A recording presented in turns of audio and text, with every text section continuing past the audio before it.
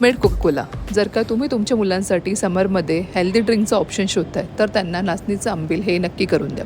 लक्षात घ्या, महाराष्ट्रामध्ये उन्हाळ्यात घरोघरी हे नाचणीचं आंबील आवर्जून बनवलं जातं. नाचणीचं आंबील बनवण्यासाठी तुम्हाला 1 लिटर पाणी घ्यायचं आहे.